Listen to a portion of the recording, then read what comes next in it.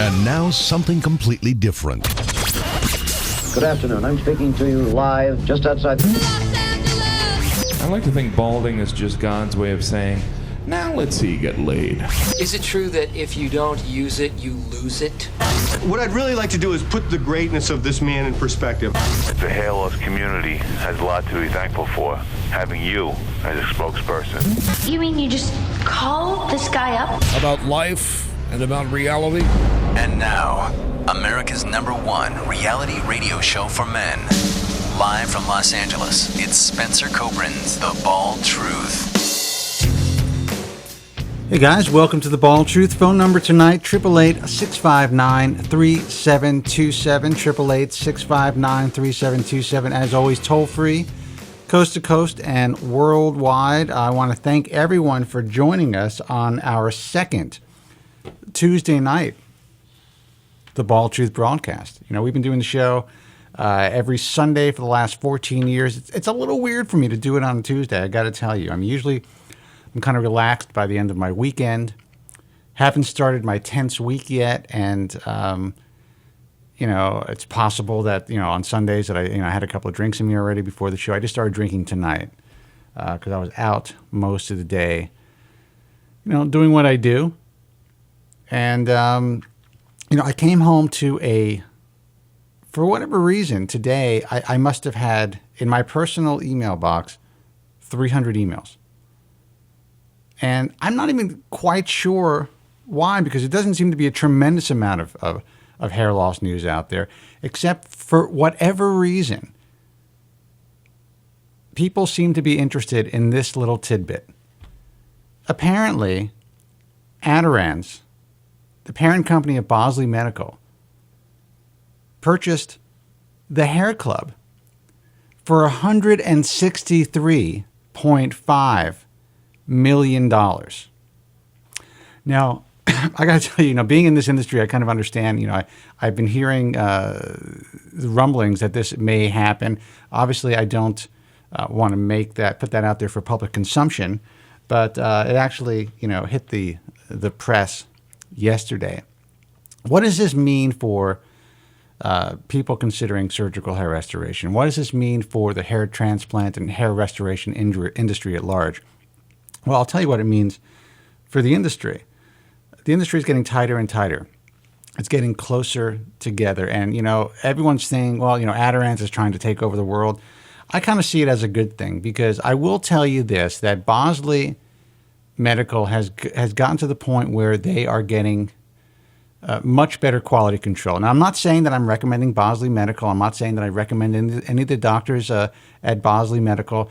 But what I am saying is that because of what we do here at The Bald Truth, and because of what I consider to be maybe some of the consumer and financial pressures that are being put out there in this industry by the online hair loss community.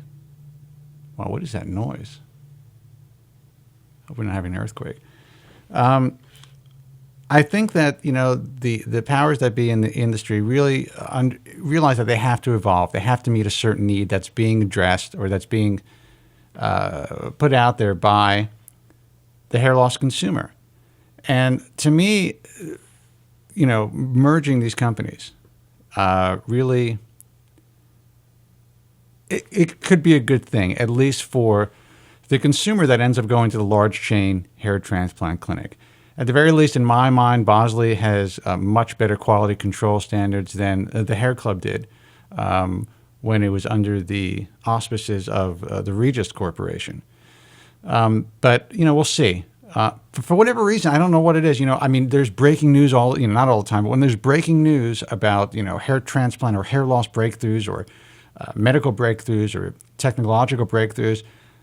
Obviously, we get emails to the American Hair Loss Association, Bald Truth Talk. But as far as the personal emails, the people that seek me out, who write me personally, I have never seen a day like this. And I'm just trying to figure out why the consumer thinks this is so important. So let me give out the phone number, 888-659-3727. That's 888-659-3727. 3727. If you are watching the broadcast, you can see that I kind of configured things differently today. My laptop on my left, which is kind of covering my 360, which you guys who are not in radio don't know what that is. But I'm trying to get better access to my board, to my new phone system. And the more equipment that I get in the studio, the more confusing this fucking show gets for me. I got to tell you, there's just so much going on. Now I got this new phone system, so got to keep my eye on the phone right now until the good people at Telos did let me know that there is an automated attendant that I can kind of program into this, which I will do. I haven't had time to do. But I'm doing the camera switching myself now, right? Higher quality. You know, we were in HD on Friday, but we kind of switched back because we're having some sync issues with HD. And then I got my music now is coming through my MacBook, so it's a whole thing. So if I seem preoccupied during the broadcast, forgive me. I'm going to do my best. 888-659-3727. Before I take your calls, for those of you just tuning in for the first time, I am a consumer advocate for men and women suffering with hair loss. I am the author of The Bald Truth and the Truth About Women's Hair Loss. And, you know, this is a place where men and women who are dealing with hair loss can call in to vent, to learn, to share. It's a place where, sadly, you know, society doesn't allow us to really discuss hair loss in everyday life. This is a safe place to get everything you need, all the information you need about anything and everything hair loss. And it's a place where we don't sell anything. You are not going to see any advertising on this program. Now, it's not that I don't think there are some products and services that work well, because I do. There are 2 FDA-approved products that we talk about on this program. There are, a handful of hair transplant surgeons that I recommend to the International Alliance of Hair Restoration Surgeons. And on this broadcast, that is it. But, you know, I've chosen not to litter the broadcast, especially the online broadcast, with 30-second spots. At least at this point, you know, I don't know if I will at some point, but it's something that I've noticed over the years, especially, you know, being on radio for 14 years.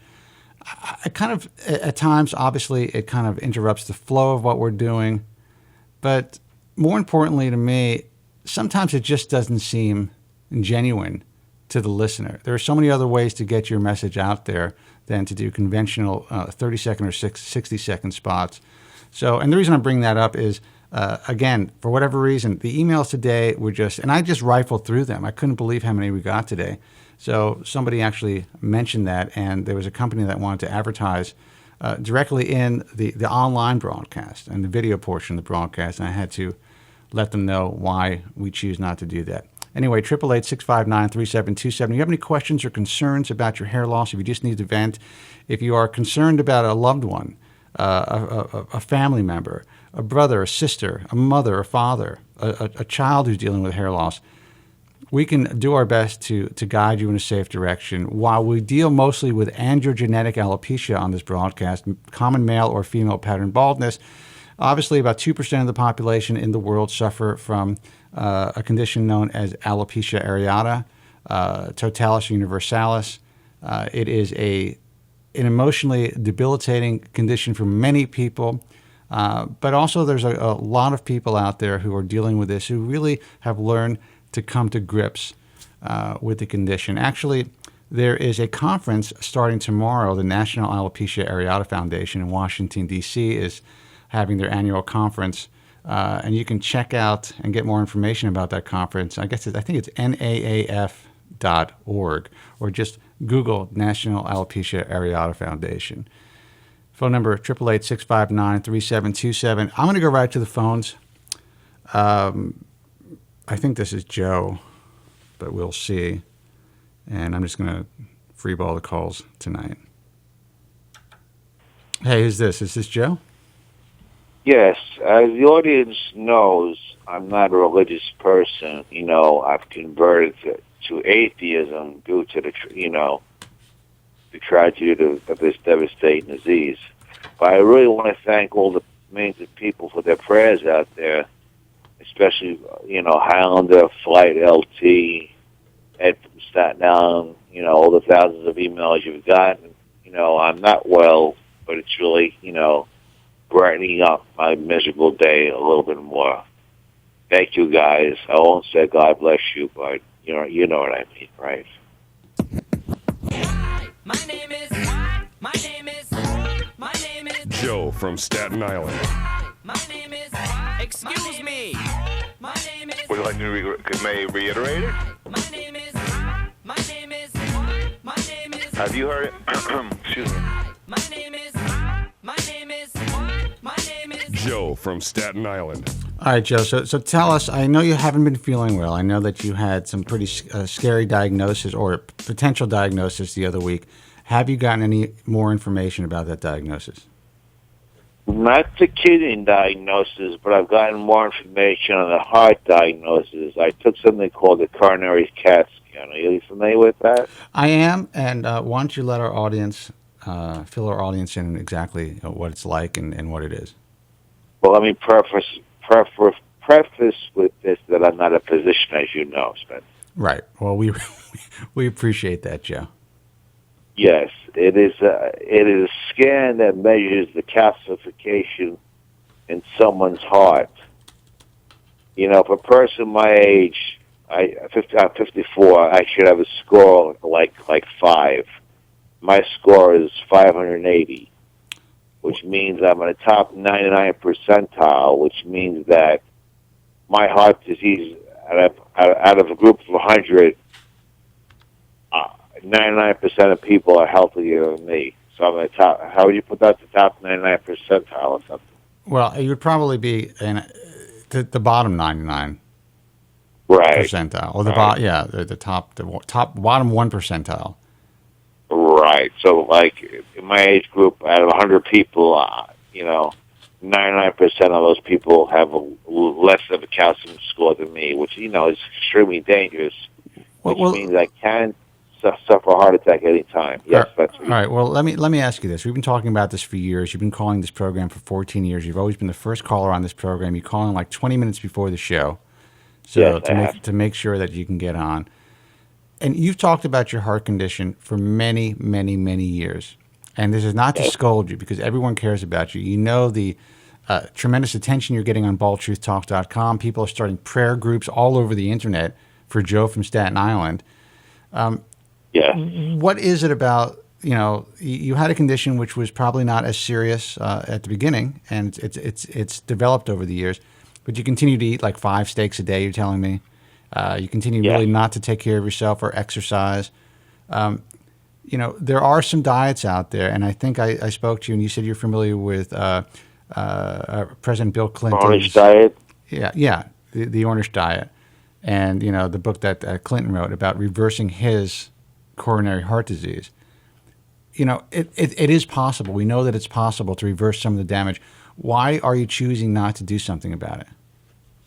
Because I have to be perfectly honest with you and the millions of people listening right now. I hate to say it, but I just don't care. Joe, but what about your family? I'm more interested in the breaking out of rant news of today. All right, well, what about your kids? What about your family? And what about if something does happen? What about if who's going to tell us the breaking news in 6 months if Histogen does come out with HSC? Is it HSC? God, I'm losing my mind. Or Replicel's technology, or Adaran's technology. And don't you want to have follicles? And don't you want to be there when this happens? And I told you, man. I told you the Bald Truth will hook you up. We will get you in the chair first if that's something you want to do. If you want to be a guinea pig, of course. Of course, I wouldn't care. Get me in a chair next week. I'll fly to Asia. So I guess my point is, you talk about how miserable your life is, but you know that people love you here at the Bald Truth. You know that you have more fans than you could ever imagine. People write the program not just to ask how you are, just to say how much they love Joe from Staten Island, how there's a little bit of Joe in everyone who listens to the Bald Truth. As over the top as you have been over the years, as crazy as some of the things that you say, Joe. As radical as a Zarian lady has said. As radical as some people have said that you are. People tune in part, to see what the F Joe from Staten Island is going to say. Because a little part of them, and some people more than a little part, is feeling exactly like Joe about their hair loss. I mean, don't you? Doesn't that give you some solace that that you have some value in this world? Yes. Well, I'm going to see doctors next week, but I just, I kind of like, let me put it this way, I kind of like lost the will to live. After fighting so long this disease, after a while you just, you can't hack it anymore. You know what I'm saying, Spencer? I know that. I know that, Joe, but, we need you here. I just want to let you know that you definitely, as corny as it sounds, you're loved here at The Bald Truth, and I want you to try to take care of yourself. I don't want your wife, I don't want Phyllis to call us and say, you know what? The reason why Joe is not calling is because he's dead. And I don't even know if Phyllis would call me. That's the thing. I gave strict orders to my daughter. Really? What about before you're buried? Or are they going to call me after the funeral? No, they'll probably cremate me immediately or something like that. Well, they just want to get rid of you? Yeah, that's about it. My family, I'm not so popular with them because they don't enjoy my obsession with hair loss. Well, they don't listen. You're Joe. Again, what you do and how obsessed you are. It speaks volumes about how hair loss affects people's lives. You have the guts to talk about it. Sadly, though, you've let it envelop your life. You've let it control every aspect of your life, and it's in a sense, it's destroyed you. Yes, it's destroyed me more than expensive, more than anyone can imagine.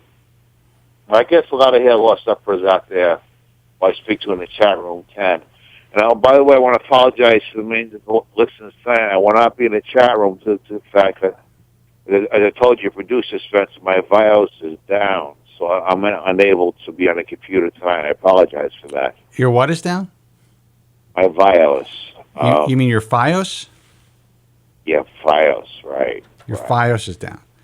All right. So so you have no internet. You have no internet access. No internet access at all. All right. Well, no internet. This is the first I've heard of the Adirondack news, but I do have the answer to why I believe that Adirondack has taken off a hair club. Well, you can tell us that, and then we'll take a call. And let me just say one more thing. Last week, after I was in the shower room for about 15 minutes after the end of the show, and I was speaking to my good friends, Bull, Jerry, and Norwood. These cats, they're pretty bad off, and they're only in their late 20s. I begged them. I said, guys, don't throw your youth away like I did. Don't do it. Please don't do it, because in a few years, you guys will have a treatment. I destroyed my youth because of this. Keep your youth, man. I'm telling you guys out there who have your youth. Joe, man, I got to tell you, I appreciate the advice. You're bringing me down, dude. I'm getting really depressed right now.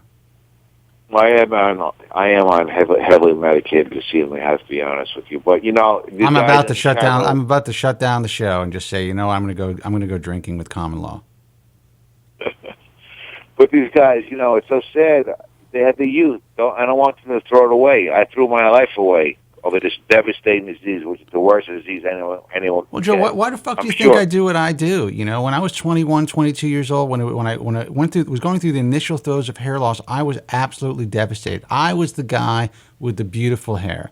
Hair was a really big part of my identity. Are you dropping stuff? What's going on?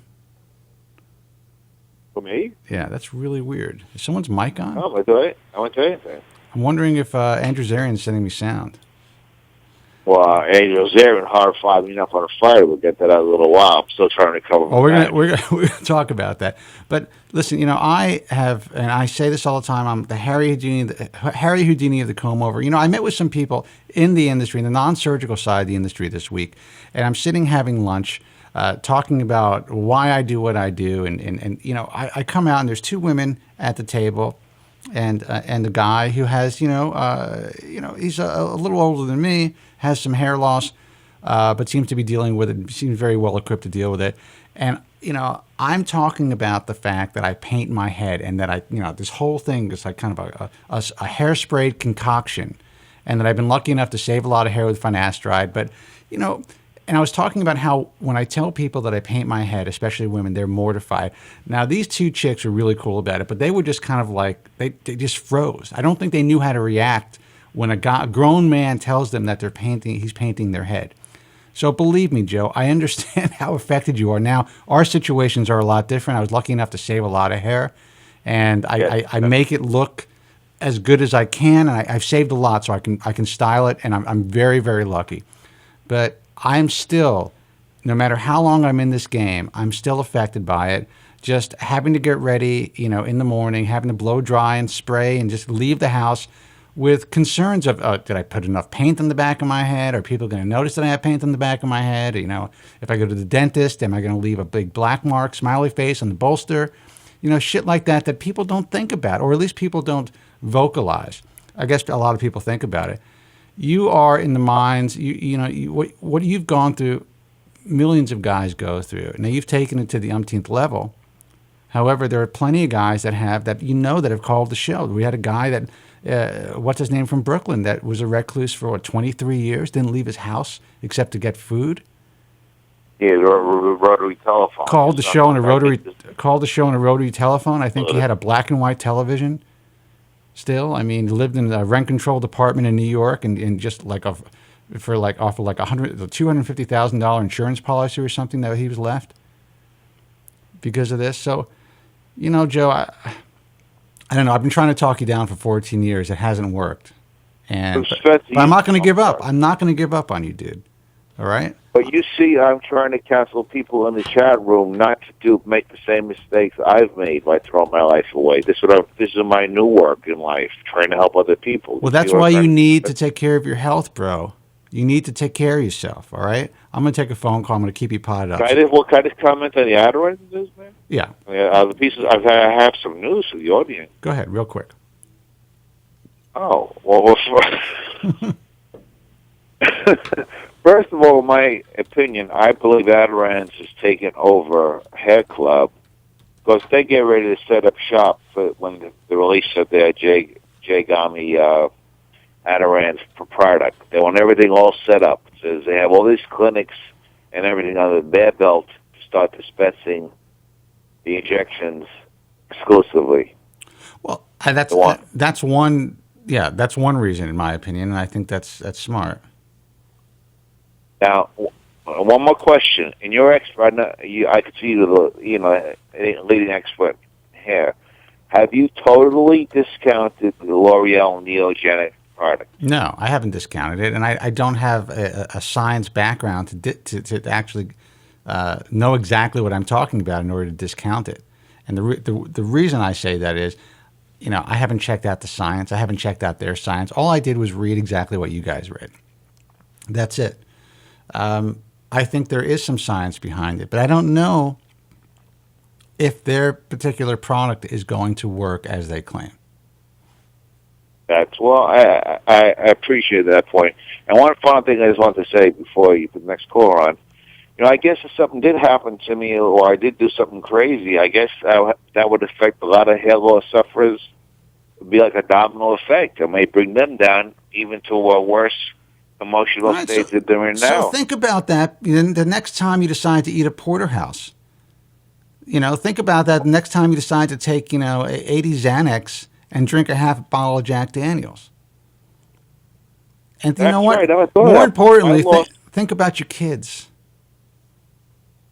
My loss could affect millions of hair loss sufferers. You heard that? I agree with that. So that's why we got to keep we got to keep you alive, Joe. One final thing. So how come I'm hearing rumors that you and your staff are already auditioning my replacement? I don't know where you're hearing those rumors, man. I just joke. We're trying to make a little life. So let me say one more thing. I beg you, young cats out there, don't lose your youth. Don't make the mistake that I made. You have hope. Thank you, Spencer. I'll stay on the air. I'd like to get back on a little bit later if you wouldn't mind, but I'll be potted up, whatever. Yes, absolutely. I gave you 25 minutes. I gave you 25 minutes in my show today because we care about you, Joe. Well, I appreciate that. If we had another hour, I could actually do the rest of the show now if you like. I'm going to hang up on you now.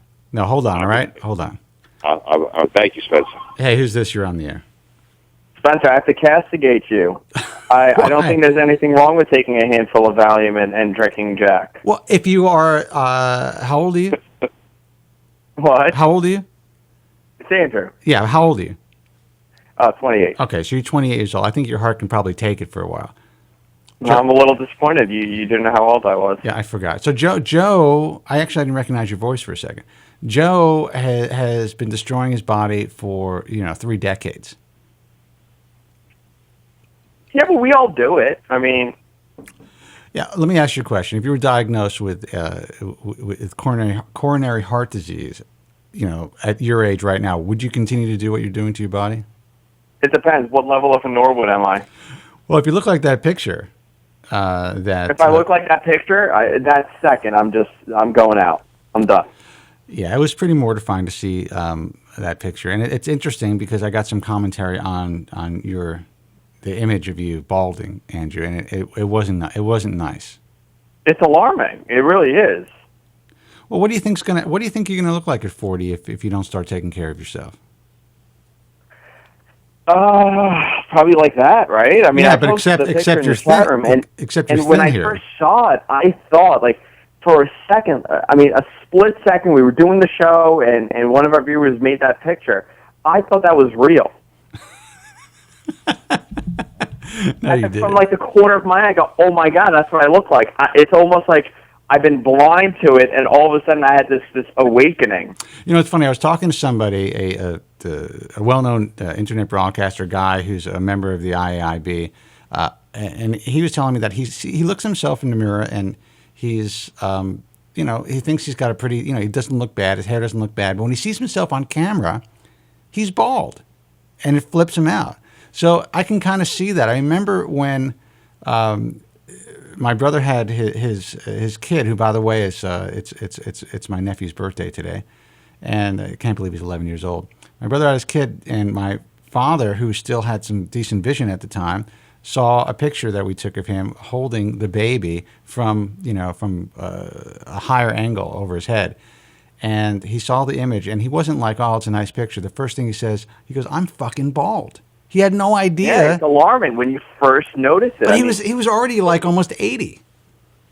But you know what's interesting? Like, your viewers are aware of what's happening with hair loss. So, I mean, some of them, obviously, it caught them off guard. But a lot of them, there's a lot of young guys, in their mid-20s, and they're in their early stages, and they're trying to do something to stop it. But can you imagine being that guy that didn't know, or didn't notice it until you turned, 38, and it was all gone? Well, there's a lot of guys like that, and you see yourself. You woke up one day, and he's like, holy shit, my hair's gone.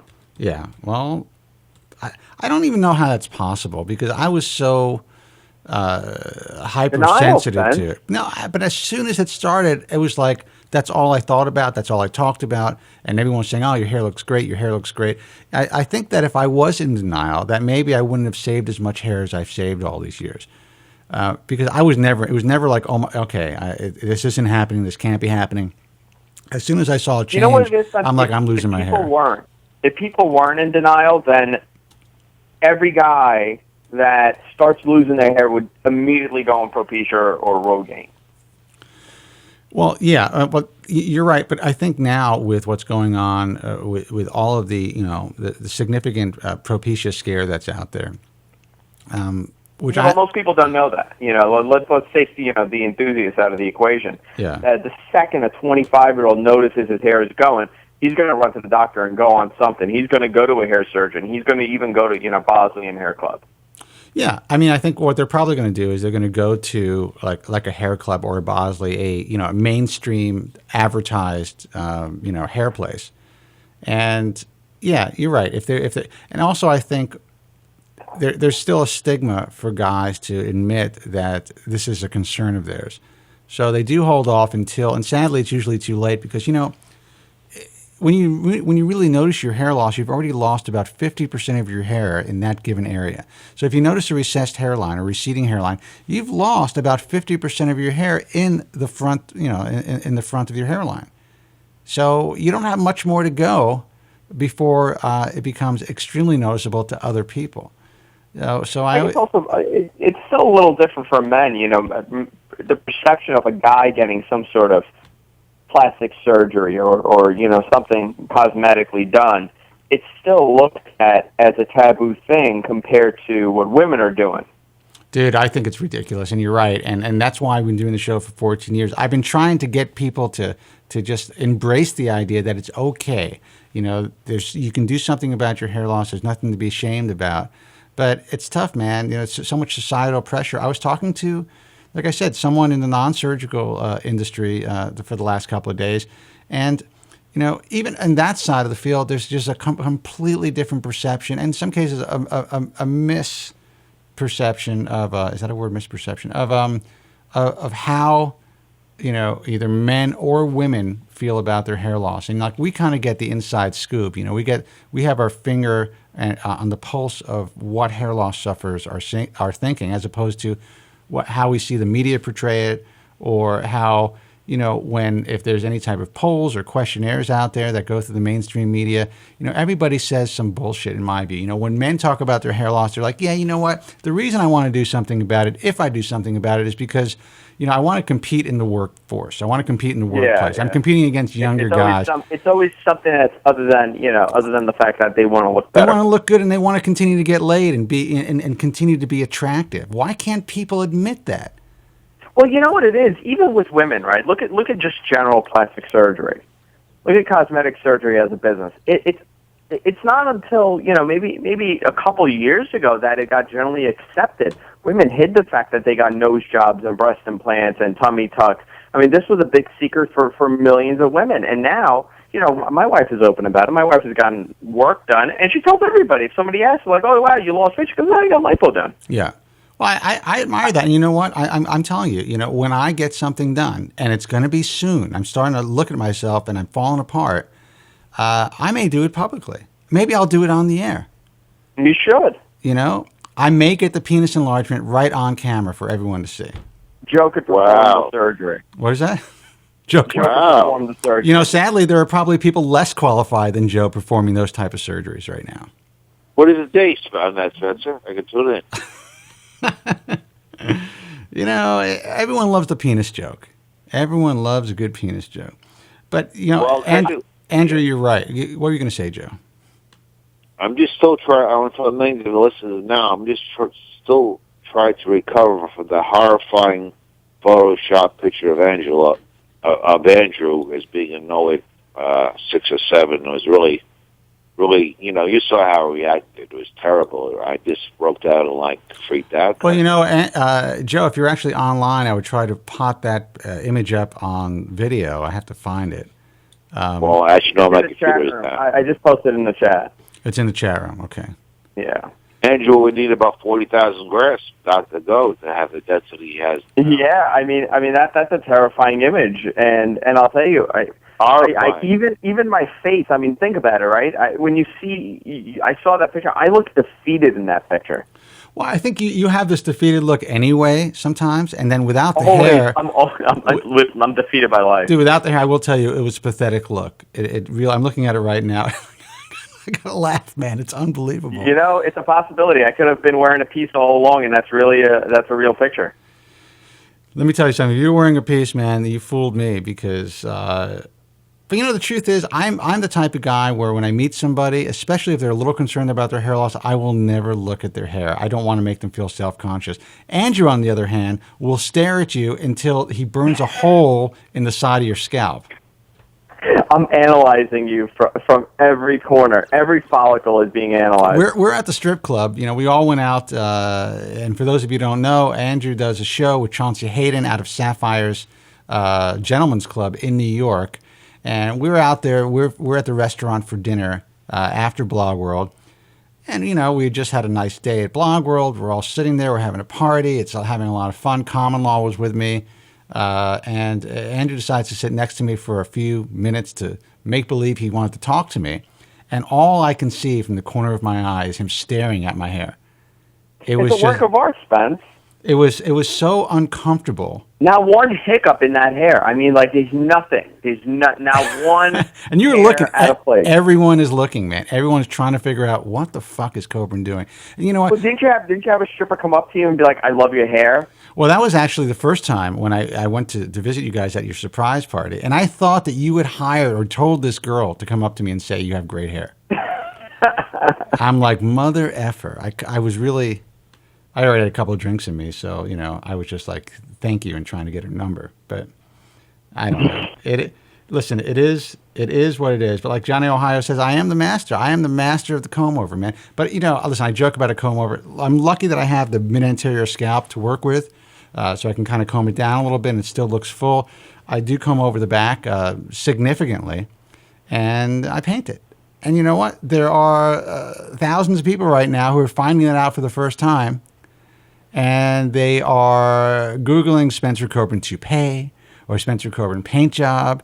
These are the type of searches that go on, that I see happening. When people come to my site, it's not the sexiest way to describe yourself, but it's honest. Spencer Kobren, most eligible. Yeah, most eligible bachelor, hottest guy on, and it's Spencer Kobren toupee. That's what I get. Spencer Kobren comb over. Yeah. It's not like sexiest man alive, Spencer Kobren. But you know what? I guess somebody must find it sexy. There's some chick who's like has a balding guy fetish, or comb over fetish that is, pleasuring herself to me right now. I had a guy. I don't know if we got a guy or a girl, but about a month ago, they searched Jessica Zarian tits on my website about 22 times. Yeah. Well, but that makes sense. People want to see your wife's tits. That makes sense to me. Who wants to see me without the comb over? I mean, I think people want to see. I guarantee there's more people that want to see you without the comb over than my wife's breast. I guarantee I think what it is, I think people kind of want to see if there's some image somewhere, like, these celebrity images when they catch them outside their home getting the mail. I guarantee you, mother effers, you will never see that. I don't care if there's paparazzi, camped outside of my home for 3 months. It will never, ever happen. You're going to come inside one day. Chris Hansen's going to be at your dining room table. Spencer, please take a seat here. Can we see your hair? Look, even I do my hair under my hat. That's how paranoid I am. Listen, you should be. I mean, this is your thing, I don't know. Do you want to hang on for a while? I can keep you on hold, or I can keep you potted up, and we can take another call and see who this is. I got like 5 minutes. All right, hold on. What, Joe? Can I ask you a quick question, if you don't mind? Yes, sir. Andrew, did you show your wife that photo of yourself?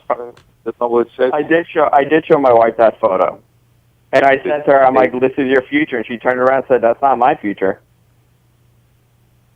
What does she mean by that? Because she's out. As soon as it happens, as soon as he begins to look that way, she's out of there.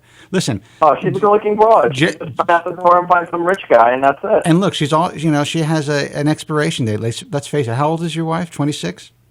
26. Okay. She has about to the age of 30 to 32 to really land a whale. She can get plenty of guys after that, but to land a whale, a guy who is making at least $1 million a year. Or has a few $1,000,000 in the bank. She has it till about the age of 30. Now, 6 years. Maybe less. It depends on how old the guy is. So she's not stupid. You're sitting in your house playing radio, and she's going out to restaurants and in bars. Yeah, I know. Jesus. Well, your wife is a very beautiful girl, Andrew. I have to say she's stunning. She's a total fox, and she's very, she's got the whole, the long dark hair, and she dresses very sexy, always in high heels and stuff like that. There's a reason for that, I told her. I said, okay. I'm like, that's fine. I'm like, I'll just go find some 19-year-old girl that goes to Queensborough Community College, some Spanish girl, and I'll be fine. Well, you still have the looks and the youth to do that, because you can get some girl who's 20 years old. She doesn't give a shit. If you're driving, you can be driving a beater as long as you can buy her beer. You're okay. But once a girl gets past the age of 25, 26, 27 years old, I mean, they may hold on at 25 or 26, but they're starting to see their friends. They're getting married. They're buying, all kinds of things. You guys already own your home, but they're getting their life together. People want things. It's sad, But she married for love, and like you said, the next time she's going to marry for money. That's what she says all the time. She tells you that all the time. Well, I do think Andrew has, is an excellent candidate to suffer from BDD, body dysmorphic disorder, in the future. I think he has that potential, Spencer. Do you agree with that? He does. He does, but I think we all have a little bit of it. There's no doubt about it. I think I'm guilty of that to some degree, but he's pretty obsessive. Like he'll ask like a 12-year-old kid in a Google Hangout how his tan is. You know what I'm saying? So you'll ask, he's like, "Man, I'm tan. How's my tan?" And there's like one kid in the chat. So I think that's a little obsessive. Why don't you guys hold on for a sec? I'm going to take a call, all right? Thank you, Spencer. Thank you, Andrew. All right. Hey, you're on the air. Who's this? Hello? Hey, you're on the air. Who's this? Can you hear me? Yes. Can you hear us? Yeah, I can. It's George. George from Mobile. What's happening? Long time, man. How are you? Yeah, it's storming like crazy, but it's Mobile. We get more inches of rain than any city in the continental United States, along with lightning storms, which is what's happening right now. Man, this show continually freaks me out because I come on to get the news, and my friend Joe depressed me so badly I felt like putting one through my head. What, it takes Joe? It takes Joe to do that. Depressing. You get on the air sometimes. I just want to hang myself. You sound so down, and it takes Joe to want to put a bullet in your head. Yeah, man, it was so depressing because to hear Joe, to hear about his health situation, and because I've got family members who are kind of like Joe, they just don't give a shit, and to hear Joe talk about how he doesn't give a shit, he doesn't care how much people care about him. And it's really depressing. And so I listened to that, and I got really depressed. And then Zarian comes on, and he's got me rolling around on my bed laughing because he's always entertaining as hell. And then suddenly Zarian starts talking about his wife, his gorgeous wife turning out to be some kind of a future gold digger who would dump him. No. See, that's unfair. It's not a gold digger. It's a woman who knows what her value is. As men, let me tell you something. People always ask, when people complain about how much money they should be making or they're not making enough money, and I agree with Tom Likas on this thing. You get paid as much as you're worth in this world. So a lot of people are afraid to go for it, to make what they really deserve, and they expect to be recognized by their boss or whatever it is. Women are no different, whether it's they're in their career path or whether they know that, I have a career, that's great, but I know that I can live a much better life because I am smoking. I am hot, and I only have a finite amount of time to make this happen. It's not gold digging necessarily. Look, it's as easy to fall in love with a rich guy as it is with a poor guy. Yeah, look, Spencer. Look, man, you're talking bullshit, and I'm gonna tell you why you're talking bullshit. I'm going to listen. I'm going to listen to you, George. I took it's either a sociology or a psychology course in college, decades ago, and I remember I had always had this grudging feeling that the hot women, even though society promulgated this bullshit idea through all this bullshit television, feminist-controlled media, that women were so much more sensitive than men, and they married for love, and they felt things more deeply than men. And you just said a mouthful. That's the bullshit. It's all fucking bullshit. And I knew that these girls looked at themselves and looked at their looks as a commodity to be sold to the highest bidder. Now, I always knew that, like everybody else, but see, the feminist-controlled media would never admit that shit. Then I took this course in college, and there was this, fucking hardback textbook from this class. It was a sociology or psychology or something.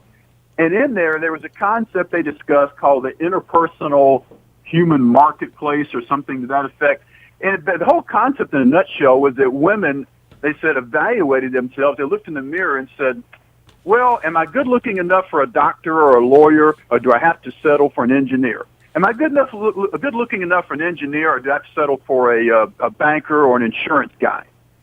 And they just kind of evaluated their looks and their physical appearance and basically said to themselves, what have I got to take out? I've got a commodity that can be sold to the highest bidder for the shelf life. So you're reinforcing my argument here. Yeah, but I'm saying that I'm not reinforcing your argument. Your argument is that you're saying it's not gold digging when that's exactly what the fuck it is. The media tries to say that women are more sensitive. Now the latest feminist controlled media bullshit that's been all over the media the last couple of days is women have much higher IQs than men. It's all over the fucking news the last couple of days. Okay. And let me ask you this, George. You are a very looks oriented guy.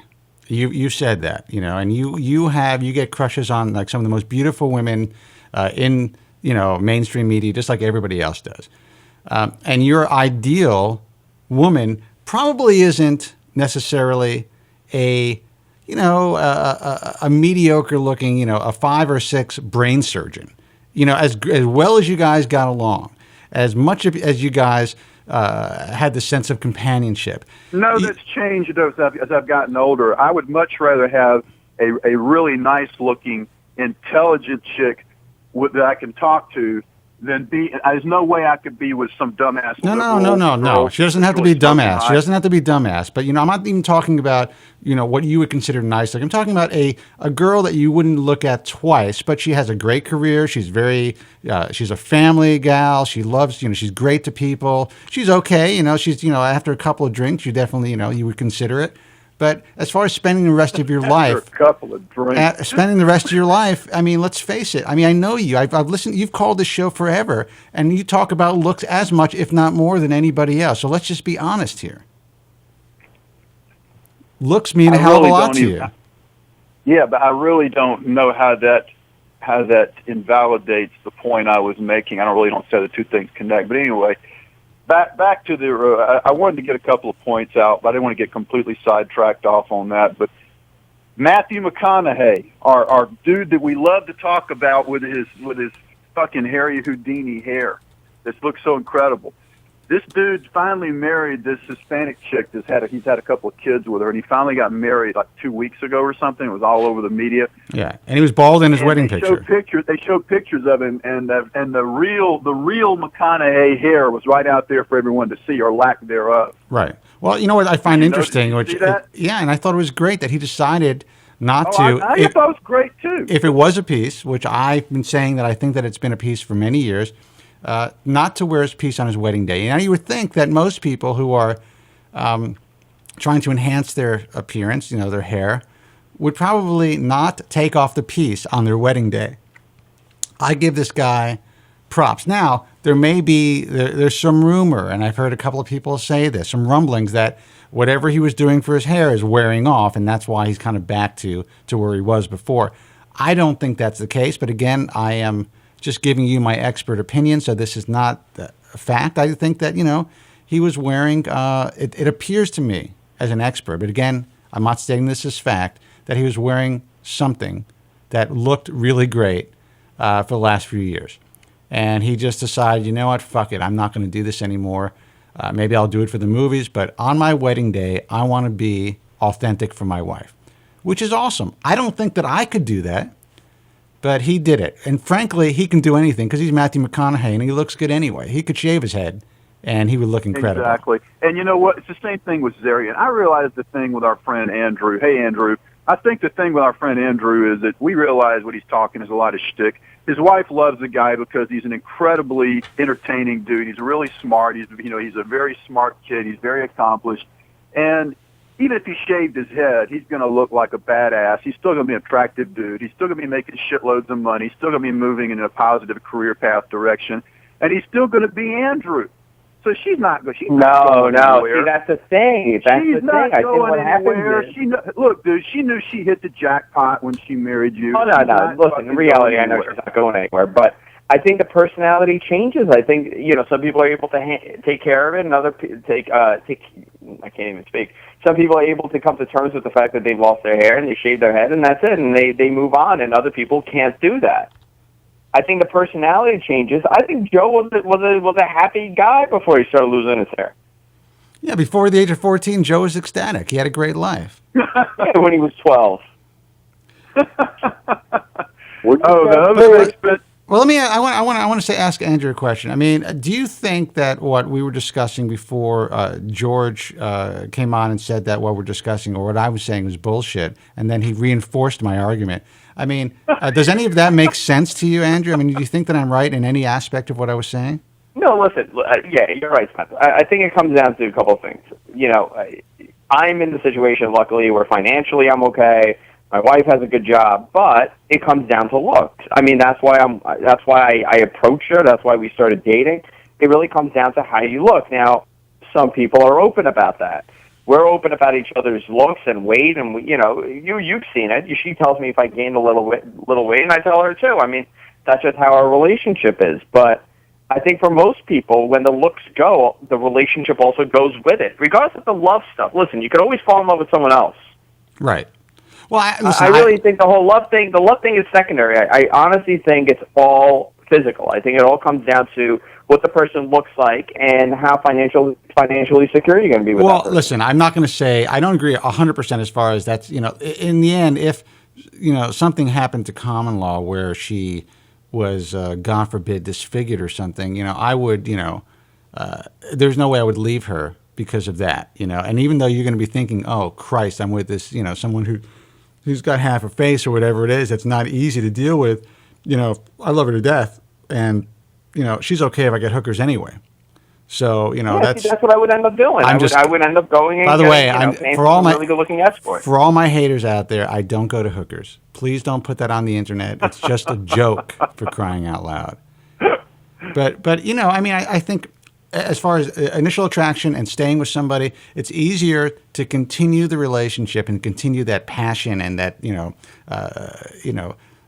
sexual vibe that it's never going to be the same as when you first meet in the first couple of years, and especially you're dealing with bills and you're dealing with pressure from work and all kinds of stuff, and you just get older, you get tired, so you're not screwing 3 times a day, 5 times a day all around the house. It's kind of like now I got to take a ticket. It's like I have to make an appointment, but I'm okay with that. But I think that there is something to be said about the reality of, like you said, the natural attraction. And if it wanes, things change. And there's nothing, I don't know why people just can't admit that. People just can't admit that. And when you say, these girls are gold diggers, George, there's plenty of gold diggers out there, but there's also women that just want to have a better life. Is it necessarily gold digging to try to be with someone who's successful, who may be a physician, as opposed to someone who is, a struggling artist? I mean, is that so terrible for a woman to make that choice in her life, to make that decision? If there's 2 guys that are just as sexy, they look exactly the same, do you think she should go for the struggling artist, or do you think she should go for someone who's, a little bit, financially stable? Well, there's an obvious answer, but I'm talking about there's just a whole bunch of women out there that I have seen in my lifetime who view their looks as basically their ticket to the easy life. They don't want to have to bust their ass to get an education or develop a career path or whatever. They look in the mirror and say, this is my easy skate to easy street. But those are the women that in the end... I wish I could do that. And there's a lot of these foreign chicks that come over here, and I've seen them, the mail-order brides. You go in the bookstore, you see some crusty-looking dude in his 50s or 60s who's way past his prime. His looks are gone. And he's got some smoking hot Eastern Bloc-looking chick. But that's George, you should look at these women. You should look at that. They're pushing around the baby carriage, and they've got this look on their face like they're fucking miserable. George, you should look at that, and it should give you hope, my man. Well, and in a way, that's the weird thing about it, dude. It's a duality. Like you said, on the one hand, I resent it because I know what their game is, and I know they just want to download a tricycle motor and then take this guy to divorce court as soon as they get their fucking green card or get your citizenship. On the other hand, I'm thinking, hey man, it doesn't matter. We can pull the Hugh Hefner as long as we get the money. We can have the hot chick. So it's a weird. Listen, that guy's the idiot. The guy's the dummy, not her. She's smart.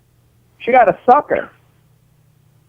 But is he really a sucker, or does he realize what he's got? Okay, he's got. You know what he did? He bangs her once a month. Yeah. She's disgusted by him. He bangs her, and that's their arrangement.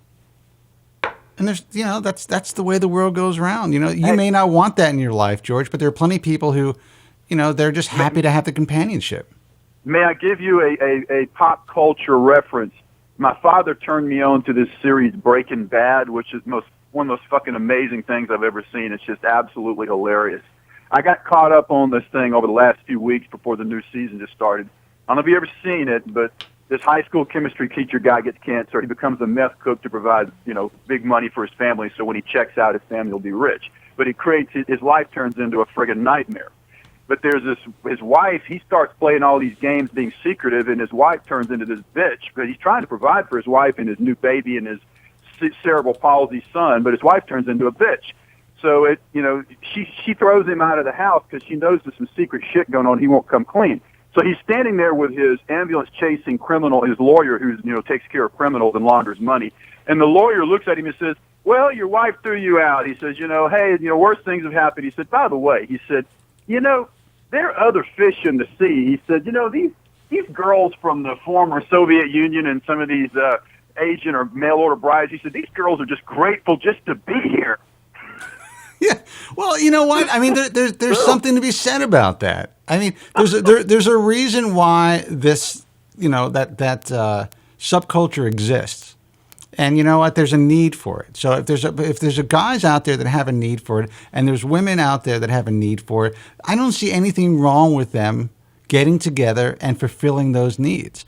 I feel extremely fortunate that, at least in my deluded mind, I'm basically married for love, or common law married me for love. Maybe it's not love, whatever it is. I'm a little older than she is, but I'm just kidding if you're listening, common law. But there are, everyone has different needs, and, it really depends on your situation. I'm not going to judge these people for trying to improve their lives. And if it's a 50-year-old guy trying to improve his life, who may not be that attractive, may not have a tremendous amount of money, but has enough money to satisfy a Russian mail-order bride, and that's going to satisfy him, and she's going to have a good life, then I don't see anything wrong with that. Everyone's going to judge. Everyone's going to judge it, but I don't see anything wrong with it. I told common law, Except I was like, listen, I'm like, your other option is you can be married to a 36-year-old babysitter. That's right. That has a drinking problem. I mean, you could be married to that guy. That's exactly right. You know what she said? She'd rather be married to the old guy. Yeah. Jesus, I'm not even that old. I have to go. Yeah, I got to take a break, guys. Listen, I'm going to pot everybody down. Andrew Zarian, thank you so much for calling. We have callers on the line. Give us a call here at The Bald Truth, 888-659-3727. Believe it or not, it is the Hair Loss Show. So if you have any questions or concerns about your hair loss, please don't hesitate to give us a call at 888-659-3727. When we get back, we're going to be speaking to these guys, Joe from Staten Island, of course, George, and whoever else wants to chime in about the recent acquisition, Adiron's acquiring the Hair Club, or formerly known as the Hair Club for Men. I think it's some pretty interesting news for the industry, and we should definitely talk about that. 888-659-3727. I'm Spencer Kobren. We'll be right back after this. Stay with us. Hey, the Red Rocker Sammy Hagar. And Michael Anthony. You're listening to the baldest on the planet, Spencer Kobren's The Bald Truth. Woo!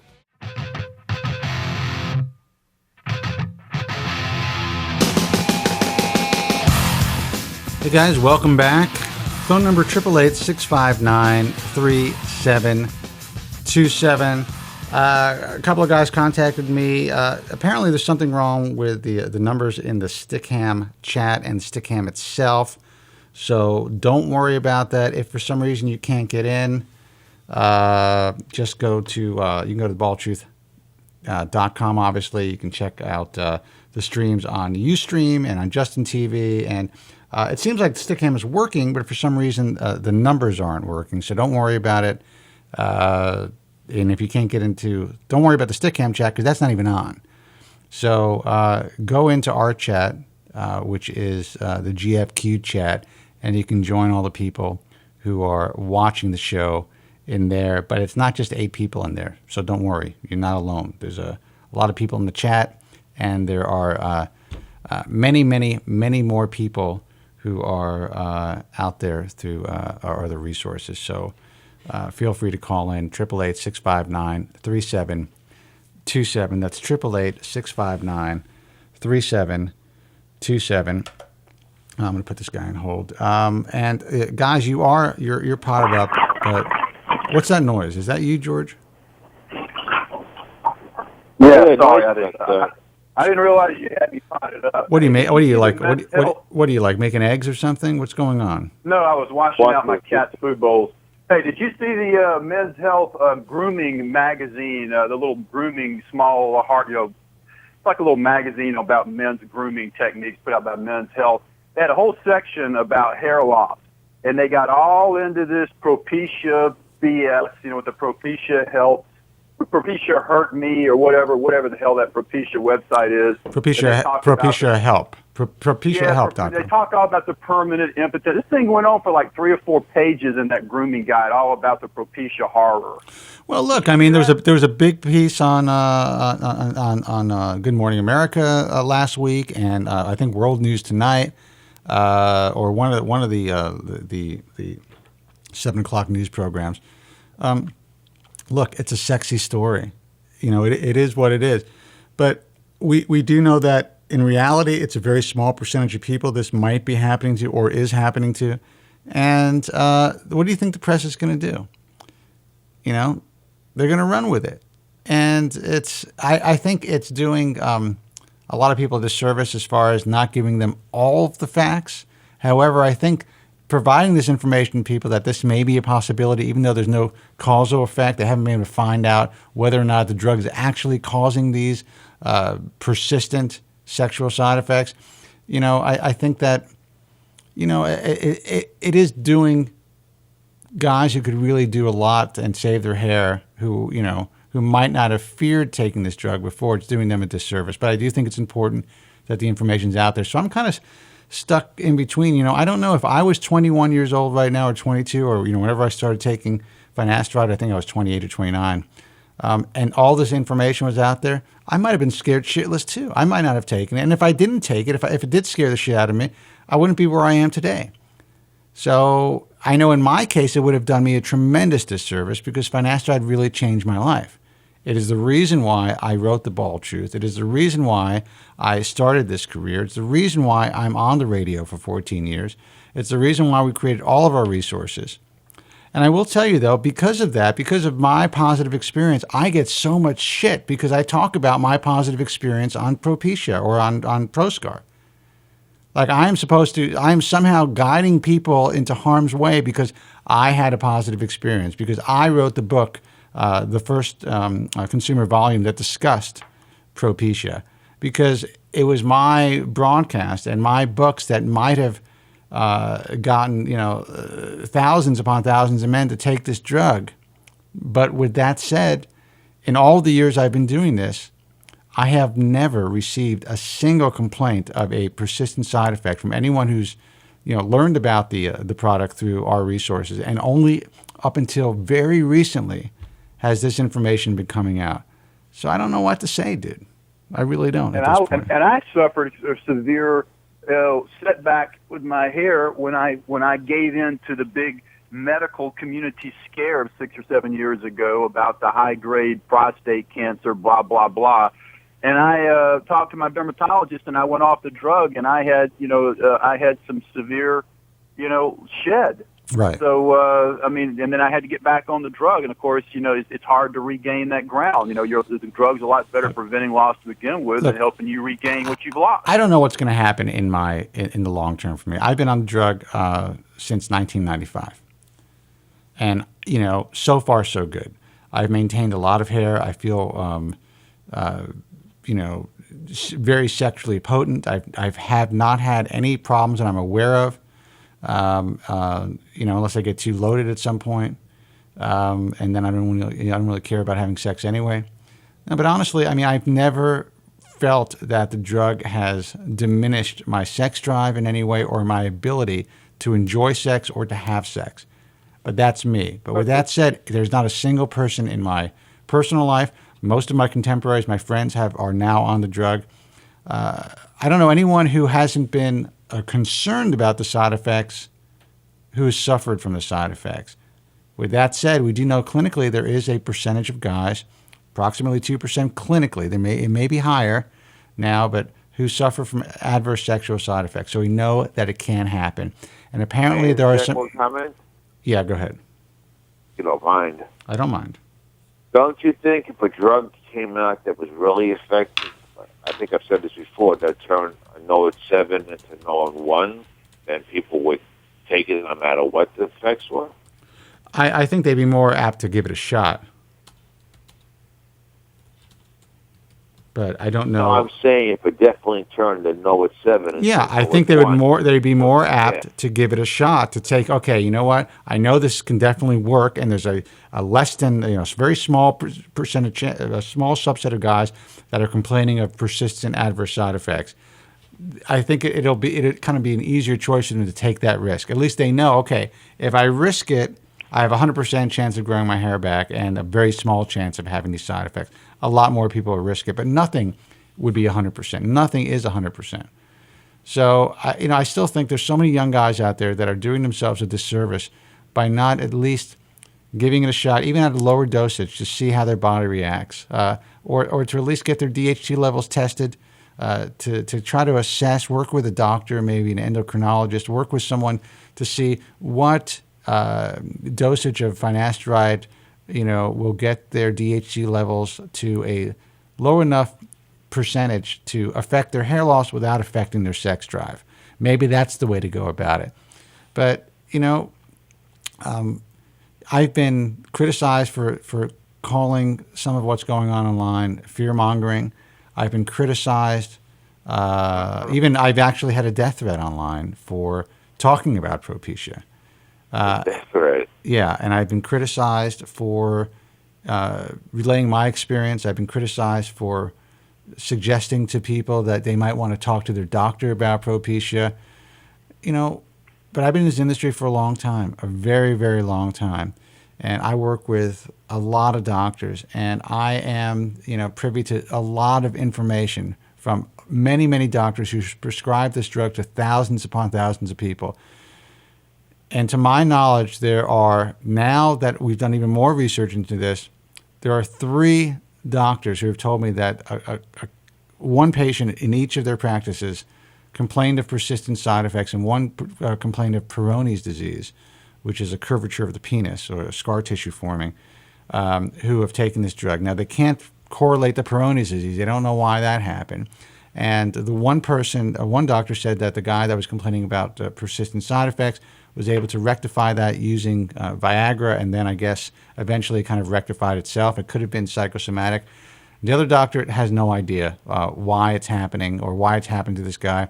He's assuming that it's psychosomatic because this person was hyper sensitive to the suggestion that the drug was going to cause impotence, and he was talking about it a lot even before he took the drug. That's not to say it's not real. But we're talking about thousands upon thousands of patients that, and maybe there's a percentage of guys that don't complain to their doctor, that are like, you know what, they don't want to say that their dick doesn't work. I guess I could understand that. I wouldn't be me. As soon as something was wrong, I would be online. I'd be talking to people. I'd be talking about it on the air, whatever it is, God forbid. But there are some guys that might be ashamed to talk about it, so we have to kind of factor those guys in. But, the press just runs with this, and it causes even more panic. And then, of course, the ambulance chasers. I'm not going to mention any lawyers' names out there, obviously, and not all of you who are into slip and falls and, suing drug companies are ambulance chasers. It's just kind of like I don't know how to put it delicately. But may I ask you a legal question about that ambulance chaser thing? Yeah. Late night television lately, I've seen a bunch of these ads for the ambulance chasers going after the Propecia ProScar thing, and they've got this is the typical lawyer infomercial where at the bottom they get all the disclaimers, where they're going to be farming it out to people all over the country. If these guys are able to get some traction with this, what is the possibility or probability that it can affect the rest of us of our ability to continue to get our hands on this drug? Is there any chance that they could Zero. whip this thing up into enough of a legal legal furor that we could end up not having access to this medication? I would say zero, and I'll tell you why. If you pay attention to these lawyers and these lawsuits that have been, these lawyers that are going after drug companies for drug after drug, and there are some serious side effects out there from a lot of medication that we use, and that's very well prescribed. And there are a lot of black labeled prescription drugs, drugs that have killed people, asthma medications that are black labeled, antibiotics that are black labeled. They're still on the market because they're effective. They don't cause these issues in most people, and they are needed drugs. Now, yes, Propecia is a lifestyle drug. If for some reason it gets to the point where all of a sudden there are millions of people coming out saying that they have permanent impotence, permanent sexual side effects from this drug, then maybe, just maybe, the FDA would pull the cord in the drug. But so far that hasn't happened. This drug has been approved since 1992 as a 5 milligram dose Proscar. It's been on the market for a very, very, very long time. And you look at drugs, birth control, I'm not going to name any names, that are causing severe adverse side effects, blood clots, heart attacks, death in women. And none of these products have been taken off the market. There's some products right now that are getting a lot of attention, birth control pills, that are causing a lot of serious side effects. Not to mention all of these adverse sexual side effects, women complaining about permanent sexual dysfunction, permanent inability to achieve orgasm, lack of libido, because they are altering their hormones from a young age. Not to mention severe hair loss and all kinds of other issues that these drugs are causing. Right. It's not going to happen, dude. You see the lawsuits. It's very rare that a drug's taken off the market, and especially a drug like they're just Propecia. considering this a cost of doing business, right? It is, but you know what? It's going to hurt. It's hurting Merck right now, and I don't think, in my view, they haven't handled it well. But I will tell you that we're always going to be able to get generic finasteride. I think Proscar is always going to, brand name Proscar is always going to be on the market. It's a very well-tolerated drug for most men with a benign prostate hyperplasia. So guys who are using it for hair loss with success will continue to be able to get their hands on the drug. But my opinion, the FDA could possibly pull it for a so-called cosmetic condition as hair loss, but continue to sell finasteride for BPH. Which in effect, hair loss sufferers can still get their hands on a drug regardless of what happens with Propecia. That is true. I will tell you, though, if it was pulled from the market, all hell would break loose. It would be insane. There's so many people who are benefiting from the drug for both their prostates and their hair loss. It's just not going to happen. And the thing is, I'll also tell you, unless they were able to do clinical trials and find a real causal effect, it'll never happen. Right now it's subjective in a sense. It's not. We don't know if in fact there is some science that there's some fringe scientists that are claiming that this is the case, and there may be some well-known scientists that may say there's a correlation, but there has been no proven causal effect yet. So how can they pull it off the market? We know with certain drugs, okay, this drug caused a death. This drug caused this side effect. We know that. But when it comes to any type of sexual side effects, it's very, very difficult to prove any type of causal effect. So for that alone, it's not going to be pulled off the market. Well, hopefully in a few years, this will all be a moot point with all the other things coming down the pike. This is my opinion. Speaking of coming down the pipe, when is Angela Cristiano coming on to tell us about when the hell this nightmare is over? Well, you know what? I haven't even called her yet. I've been really busy doing a lot of shit. But I'll call her this week, and I'll see if I can get her on the air. Let me take a call. I'll keep you guys. Why don't you have your staff email me her phone number? I'll give her a call. All right, we'll work on that. Let me take this call. Okay, thank you. All right. Hey, you're on the air. Who's this? Hi, this is Andrew. Hey, Andrew. Where are you calling from? I'm calling from St. Louis. That's Nigerol. Hey, what's happening, man? How are you? Hi, I've got just a couple of questions I'd like to ask. I wasn't getting very much traction in the chat room. Okay. But all right. First off, I've been doing some research, and I can get Minoxidil, 5% a year supply for $50. Yes. You know what? I think I may have put you on hold. Sorry, dude. Yeah, go ahead. I'm sorry about that. Okay, Yeah. and I was wondering, what do you think Kirkland minoxidil is as good as Rogaine, and the ingredients are as pure and good? Yeah, I think that most of the generic minoxidils are good. I mean, I normally tell people this, and let me preface this by letting you know that I'm not a doctor. If you've been using one brand or a generic or whatever brand generic you're using, I always tell people you might want to stick to that. If you're trying to save a couple bucks, then just stick to what you're using, because just making the switch, even though it's supposed to be the exact same medication, in some cases, making the switch from one medication to the other, from brand name to generic or vice versa, could, cause an issue as far as some people will react differently. Are you currently on Rogaine brand? Yes. Yeah. But I wanted to use the Kirkland. I want to use that like 4 times a day, because I'm only able to use this like twice a day, and it's working extremely well. Like it's incredible. Like my hairline is just like, if it keeps working this way, I'm gonna have like a negative Norwood almost. Well, I'm gonna give you some very sound advice. Don't fuck with it. Don't use it more than twice a day. Clinically, they've shown that it's no more effective to use more than twice a day. They've tested several times more a day.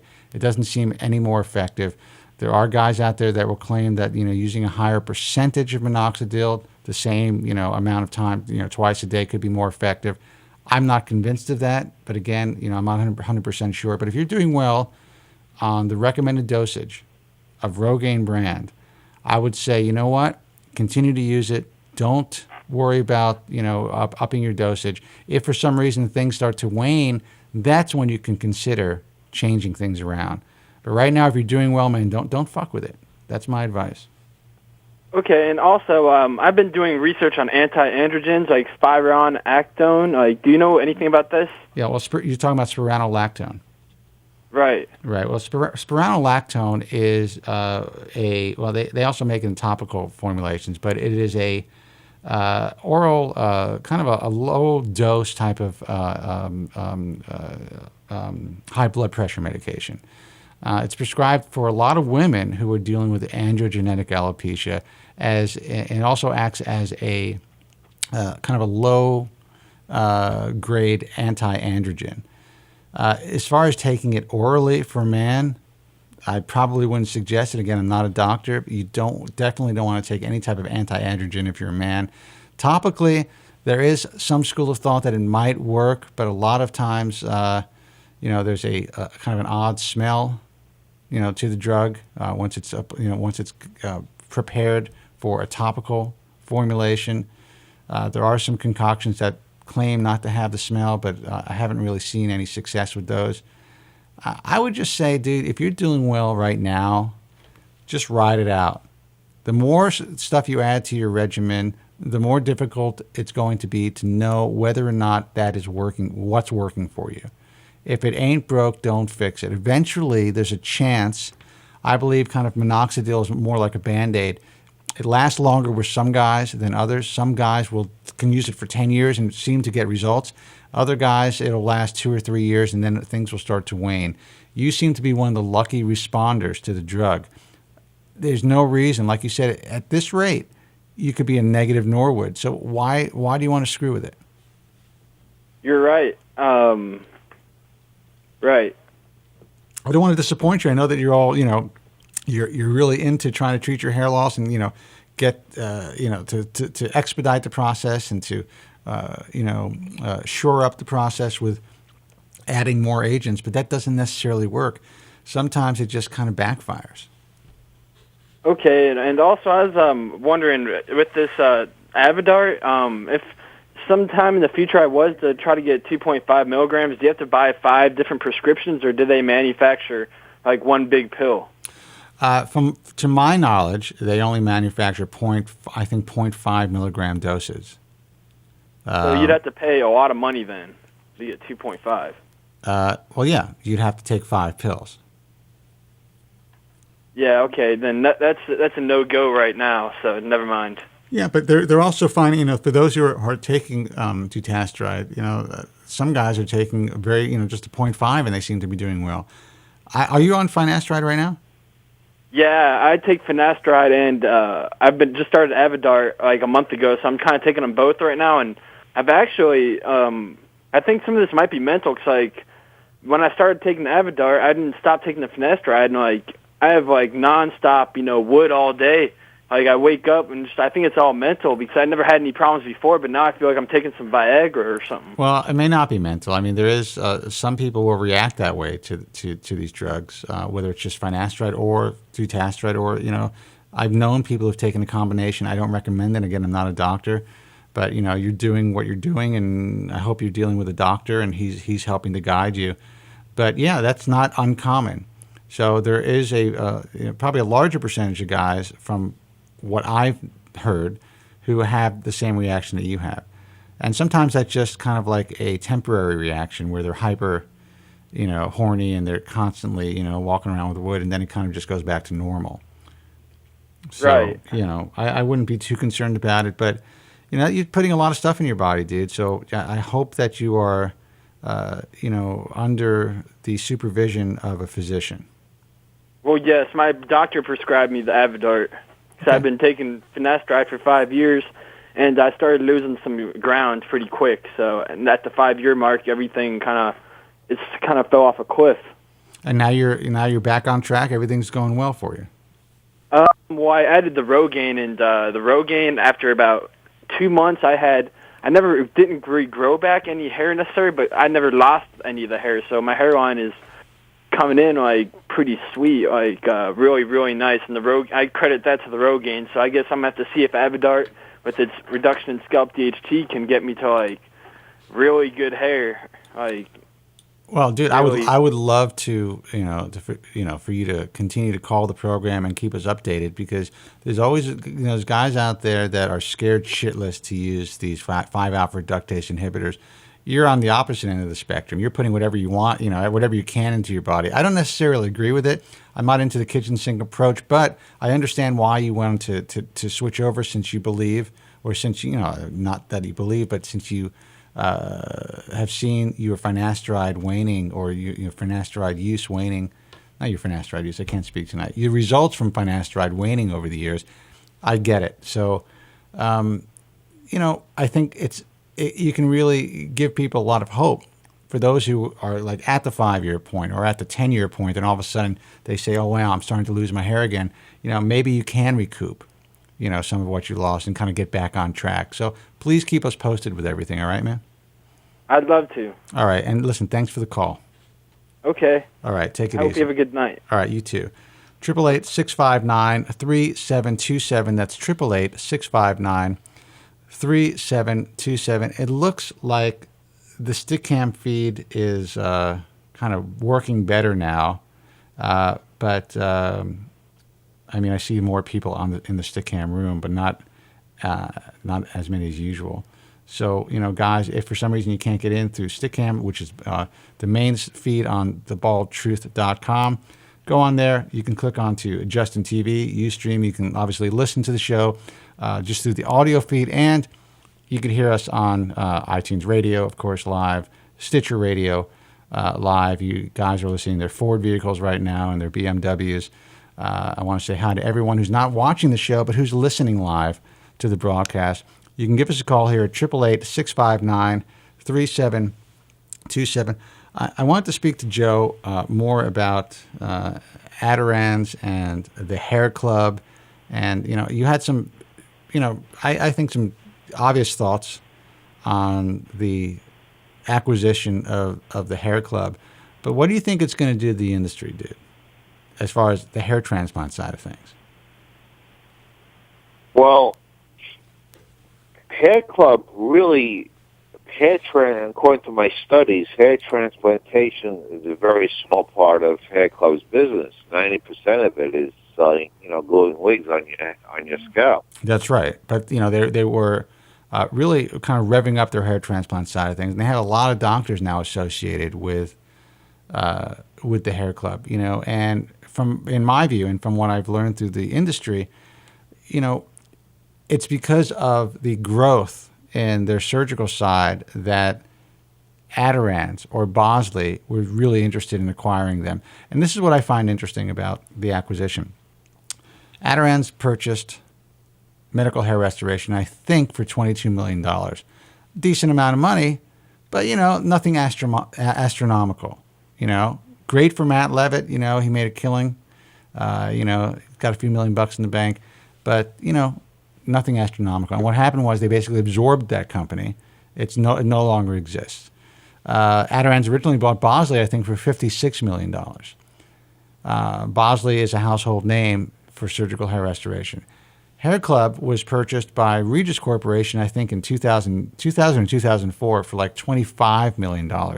And they sold from Cy Sperling. And they sold it from $25 million. They sold that for $163.5 million about 10 years later. Now, Joe Cy Sperling's not having a good night. No, but it's not I don't believe it's because they're selling they're gluing so many wigs on people's heads. Because I know that, sadly, the reputation for the Hair Club is not terrific. A lot of consumer complaints, allegedly. Well, not allegedly, but you see it online. And, I've been privy to a lot of consumer complaints over the years. I'm not saying they're all accurate, but, people are unhappy. I know that there was a point where the Hair Club, when the Regis Corporation, from what I've heard, was struggling.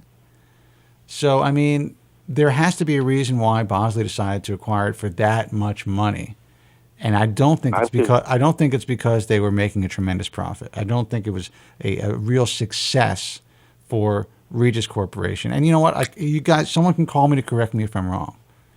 So I think you might be, what you said earlier might be partially correct, that they're gearing up to basically roll out their, hair neogenesis technology. And they want to get as many of these companies, especially the large chains, under their belt. Well, the fact they spent $163 million today or yesterday says to me maybe they have some information about their Adirond's technology that it's really going to come to fruition sooner than anybody thinks. Well, it's not like they woke up yesterday and say, you know what, fuck, let's buy the Hair Club. I'm going to call these guys up, write them a check. It doesn't work that way. It's been in the works for a long time. And obviously I know that Merrill Lynch was involved, Bank of America, and they had to help to assess the business. And, this is something that takes a very long time to happen. But Don't you remember Adirond said that they're going to license this technology mainly to Bosley and their own corporations? Remember that little tidbit? Yes. Yeah. So, Joe, you may be right. Two and two together. You may be right. Man. No, I'm not as smart as you think, dude. You're extremely intelligent, Spencer. Not as smart as you think. But this doesn't buy too well for some of the competition out there. I'm not to mention who they are, but you know what I'm saying. Adirond may have a monopoly on this new neogenesis thing. That's the way. Well, look, and if that's the case, then everyone's going to go to Bosley, and and companies owned by Adirond, and get it done, and that's it. That's what's going to happen. I don't think that their first iteration is going to be the cure for hair loss. I hope that it is, but I don't think that's going to be. I think it's going to be kind of like part of a traditional, either a traditional strip harvest hair transplant or an FUE type of hair transplant. Right, but it has multiplied. You get a lot more donor area. Say that again? I was saying it won't be a traditional hair transplant. You'll be getting a lot more donor area. You'll be able to multiply the donor area. Well, yeah, that's exactly what is going to be so powerful about what they're trying to come out with. Andrew Zarian just IM'd me and said that he thinks that the Hair Club has some specific patents for some hair systems, and that's why they paid so much money. I don't think that's the case. Let me tell you something. All these hair systems, all the hair systems are basically very similar, and they're manufactured by many of the same manufacturers in, companies and factories in Asia. So, there's only so much. You don't need a patent on a hair system. There's nothing spectacular or so different about any other hair system. Now, some hair systems are better than others. I was never a huge fan of what the hair club was producing or providing, I should say, for their customers. They were heavier hair systems, and I think the psychology behind that was, the less detectable hair systems are a lot less durable. They're basically throwaway hair systems. The best hair systems you could use aren't going to last more than a couple of months. And frankly, if you're using them on a regular basis, meaning that you're bonding them, it's every time you remove that piece, it degrades more and more. It's more difficult to remove the adhesive. Hair falls out of it. To me, it's when you go to one of these clubs, you are really signing up for a big mistake. So, they have to sell kind of a heavier unit in order to make it more durable, because their customers would be like, what the fuck am I buying here for, $2,500 or $3,000, or why am I paying this much a month for this unit, or for even 2 units if it's going to fall apart in a month, or if after I wear it for 3 weeks it's going to look less like I'm seeing more scalp. So they kind of had to, I guess, find a happy medium and provide what I would consider to be an inferior product. But again, that's just my opinion. Let me briefly, before I take your next call, let me just briefly get back to my hypothesis. They want a monopoly on neogenesis. Now, say theoretically it comes out, it's their licensed exclusively to their people, to their franchises, which is now going to be the hair club at Rand and Bosley. What effect will this have on normal hair transplant doctors? Why would someone go to a normal hair transplant doctor if they get 5 times thicker hair from going to Bosley or Adirond? Exactly. What is the fallout going to be for these doctors? Exactly. Actually, if that's the only technology that comes to fruition when it does, and there's nothing like Replicel or Histogen, then these doctors are shit out of luck. And everyone's probably saying, oh, shit, Spencer's quaking in his boots because his IHRS doctors are going to go out of business. Listen, guys, you got to get past that. You really do. It's not going to affect me if that happens. There's going to be a lot of other things that I'm going to be able to do, a lot of other ways to make income. Go ahead. I'm sorry. I make a couple $1 million for appearing in the Bosley Adirond's commercial as their spokesperson. You know what I'm saying? Look, anything can happen. I find that oh God, Spencer wants to keep this, these technologies from coming to fruition. Hey, he's scared shitless that Dr. Go is coming out with a better mousetrap.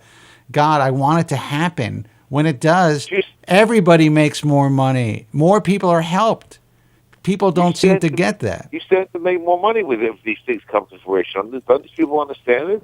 No, they don't understand it. But that's what makes good internet. That's what makes good reading. And I get a full head of hair out of it. Maybe I can get it.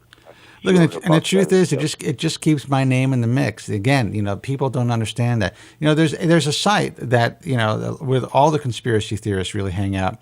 And they keep talking about how the hair transplant industry has to be destroyed and how it's coming to an end. Yet, the fact that they post on that site, they're supporting the hair transplant industry because that site is supported mostly, from what I understand, by hair transplant surgeons, not guys who are doing the GOES procedure, not guys who are sticking to follicular unit extraction, but guys who are doing traditional harvesting, strip hair transplant. Those are the guys that are paying the bills.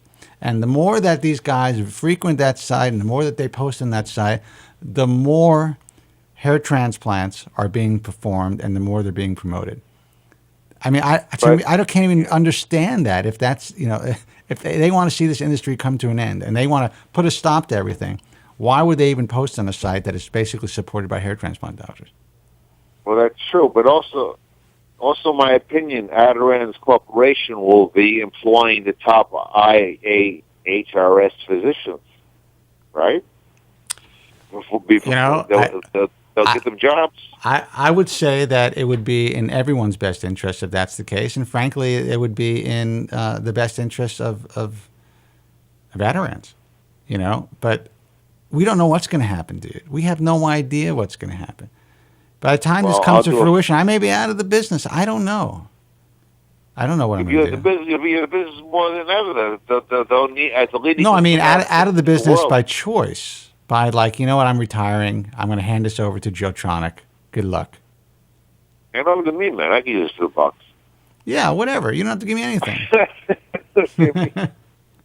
I'm full out of hair, but I'll still need money to get some transsexual hookers, right? Yeah, absolutely. You can have all the transsexual hookers you want, Joe. Now, I was going to take another break, but I want to talk about something. Are you there, Joe? Yeah. Tomorrow night, and Joe Tronic's in the room, so maybe, Joe, you want to call the show because this is kind of related to you. So the phone number is 888-659-3727, 888-659-3727. So if you have some time, give us a call.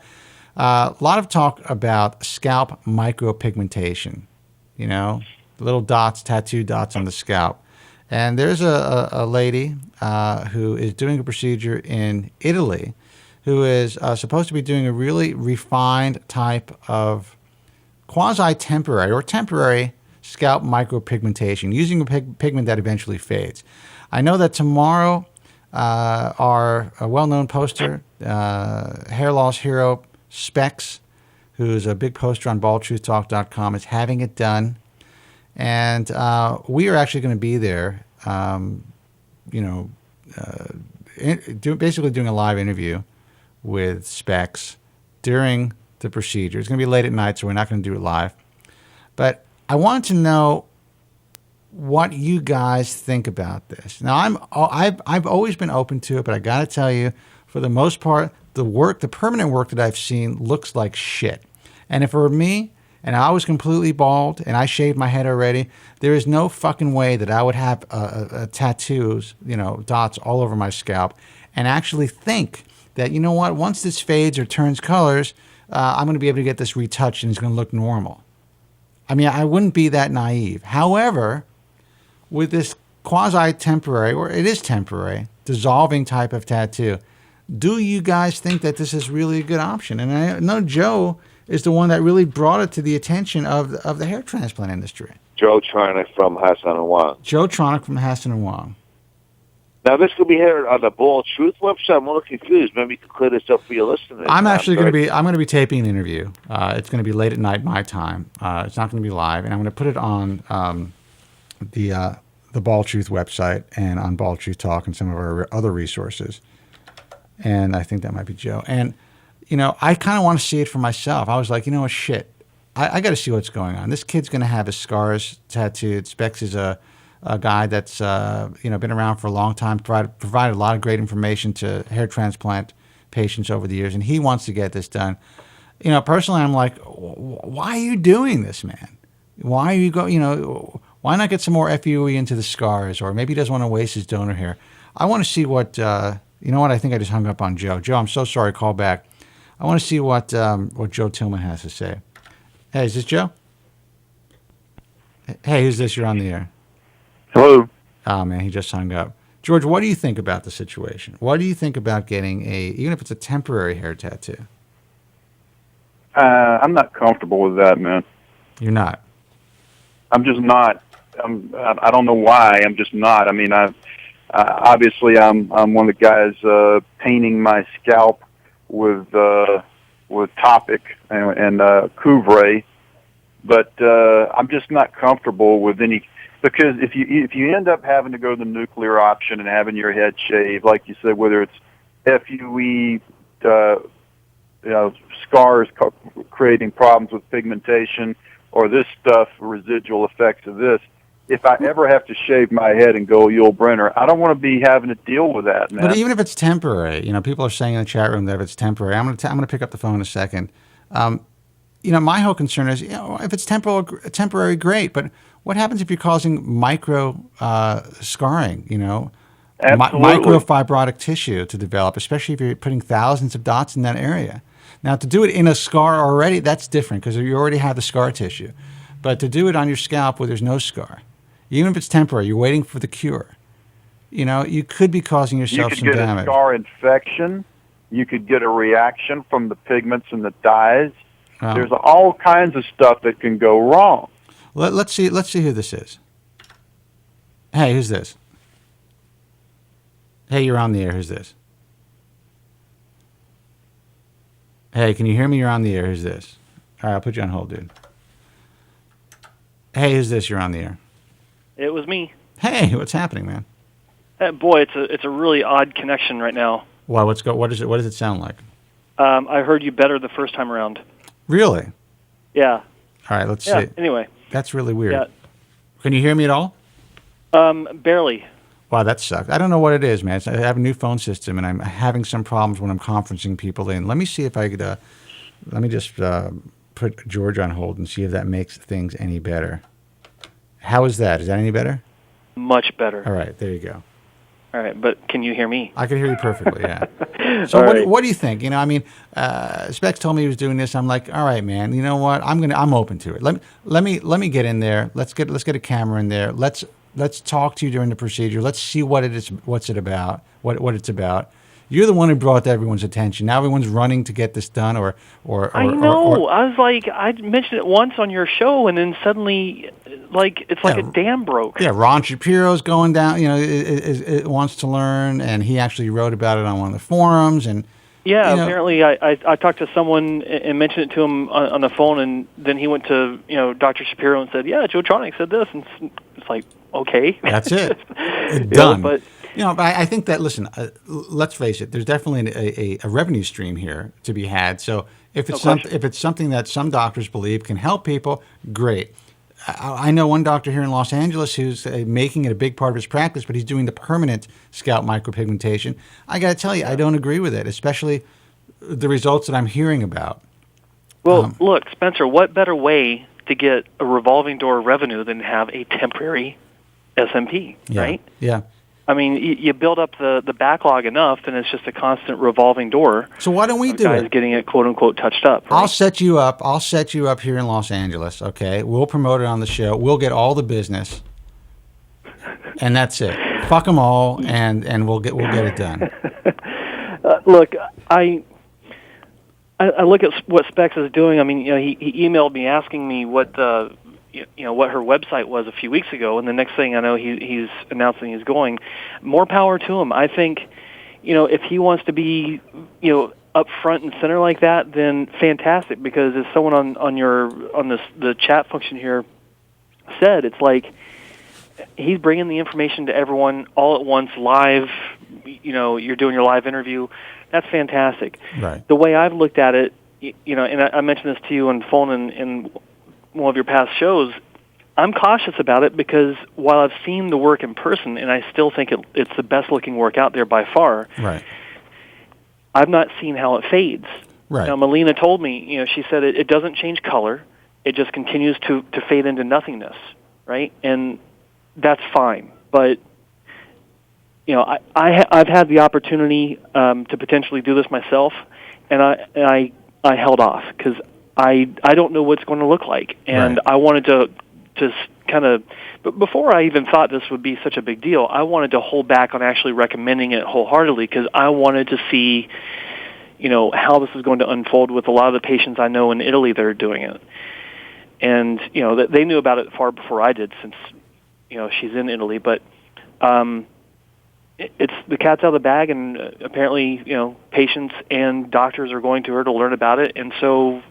I guess I don't have to wait that long because, Specs is doing it and other people are going to be doing it too. So we'll find out. Well, we will find out. I'm wishing, Specs the best, and I'm sure it's going to work out fine. Listen, you have confidence in this woman, and you say that, she's providing a good result. We don't know what the long-term effect is going to be as far as any type of, micro scarring or whatever it is. But, he's doing it in scar tissue. So I think he's going to be pretty safe, but you're right. It is a revolving door, and it's probably a great business. And if she's not harming anybody, terrific. Then I think it's great. Right. If people are willing to do it, that is awesome. The problem is, there's this. I'm more concerned about people saying, okay, well, it looks great temporarily. I'm just going to get it done permanently.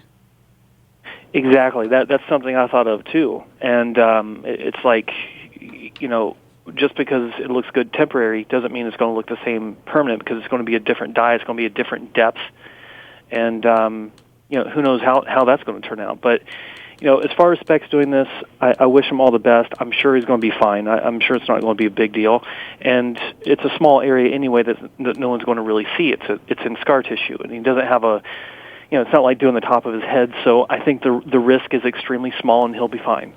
I just don't.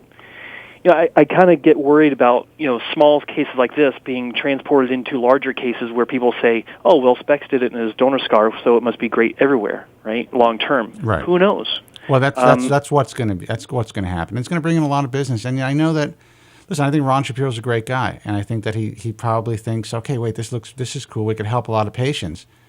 But, again, Well, I don't know. Ron's been working with with a local company there in Minneapolis or in Minnesota, and I saw he wrote something about how it's been difficult to work with them because they've not been sharing exactly what it is that they do, and so I see this as something. He sees a value in SMP. Obviously, because he's been working with it for a while with that local company. Right. This is his opportunity to know exactly what the hell's going on, and I'm sure that the temporary nature of it is half of the appeal to begin with. Well, I'm looking forward to seeing. I'm staying up late tomorrow to make this happen, and I'm looking forward to seeing it firsthand. Speaking to Specs, speaking to who is the tech or the owner of the company? Melina. Yeah. Speaking to Melina, getting it out there for all you guys to actually be able to see. I would do it live, but no one's going to be up, and I'm open to it. I just know that in most cases, from what I've seen, all the permanent stuff, I've been very disappointed. There's this two-dimensional feature. What are you doing? Is that you, Joe? I'm sorry. Jesus. There's this two-dimensional feature to all tattoos, especially when it's a simple type of tattoo like this. Right. From what you told me, this seems to be, it's almost like popping out. It's like 3D, at least the way she's doing it. Well, no. Let's be clear. On the Norwood 6 guys, like the guys that are bald, I don't remember saying it was that kind of a result. Right. I just remember that the guy I saw was a Norwood 6. It looked better than what I'd seen from these other clinics. I can't say that it jumped out in some sort of 3D effect. In fact, it definitely didn't do that. Okay, I don't know. Maybe somebody else told me that. I don't know. I don't know what I'm saying. It just looked. From a distance, it looked believable, and by distance I mean like 5 feet or more. But the guy that I had dinner with that night when I met Melina, he's a friend of our clinic and he's a patient of hers, he looked fantastic. Really? But he had plenty of existing hair. He had so much existing hair that we won't do a transplant on him because it's just not enough to warrant surgery. But he went and had the SMP done, and in existing hair, it looks fantastic. Well, then I think that it's very possible that the Specs is going to come away with a really good result. And, I wish him the best. Again, my concern is if he looks great, and he probably will, there's going to be a whole bunch of people out there that are going to kind of take a chance. And they may not be able to get to Italy or to anybody who's doing it here in the U.S. They're going to go to a permanent type of SMP person and say, okay, it's a small area. I'm going to get it done. They always say they can retouch it. I can't see how you can retouch permanent dots without making them bleed or, spread and eventually become kind of like a confluence of color. Right. Well, that's what happens with permanent type of tattooing because, how many, old sailors have you seen with the bled out tattoo they try to get touched up? It just doesn't work like that. But the temporary stuff, I think that's more logical, and like I've been saying, the long term will be able to tell us more. But Specs will be fine. It'll look great. My real concern is the FDA effect, and you know what I mean when I say that with the lasers, right? Right. Yeah. One company says FDA cleared. And exactly. Everything, next thing you know, everyone and their brother has a laser that's FDA approved. Well, exactly. And there's already been a lot of press with, some of the companies who are really promoting themselves well, who are doing SMP or whatever they're calling it. There's one company called, I think, His Hair. And listen, they seem to be doing a good job. And I think that the owner of the company actually contacted me. He seems like a really nice guy who believes in what he's doing. He doesn't seem to be doing any, in my view, any bad work. But, the press catches on to this as a real alternative to significant hair loss. That's where I'm concerned. I don't know what the long-term effects are going to be. Yeah. Well, it's the press, jumping onto it, and then everyone reading about it, and then going down to the local S&P clinic because, I heard about this on the news. Right. Well, and we'll see what happens. I'm going to get it out there, and I'm obviously going to let people know, my concerns. But I still think it's important for people to see. Specs is going through it, so I figured, let's get it out there and see what consumers think.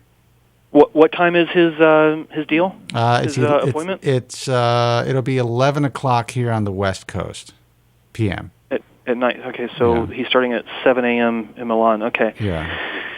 Well, maybe I'll be up. So, are you going to stream it live? No, I wasn't planning on it, but I will try to get it up by the next day.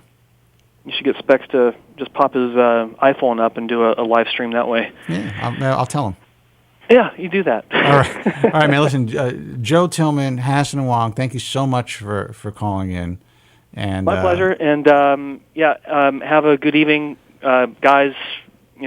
Great seeing you on the chat. And I like this Tuesday deal because I can listen while I'm at work. Yeah. And you and I have some more things to talk about later on. I think you know what I'm referring to. I have no idea at this point, but I'm sure it can't be bad. It's all bad, man. Okay. It's always bad, isn't it? All right, give me a call. I'll give you a call later. All right, take care. All right, man, take care. Bye. Take care, brush your hair. Listen, guys, we're going to close up shop. Let me say goodnight to Joe and to George and to everyone else who's been hanging on. Guys. Thank you, Spencer, and thank my millions of fans. Keep up the prayers, guys. I need them. Okay? Listen, man, everyone's praying for you. Just please think about all the people that depend on you and try to take care of yourself. I'm not even including your children in this one. I'm talking about all the millions of hair loss sufferers who depend on listening to you, man. I appreciate that, man. God bless you. All right. Listen, dude, have a good night. George, man, have a great night, all right? Thanks. You working next? You're welcome. You sound so down, man. You're depressing me. You will be working next Tuesday, man? Yes, I will be working next Tuesday. And the Friday free for all and through Zarian, 8 p.m. Eastern Standard Time on Friday night? Absolutely. I'll be there. Okay, I'll speak to you then. God bless you, man. All right, God bless you. George, you just hang in there, man. Take it easy, George. All right, you sound a little down tonight.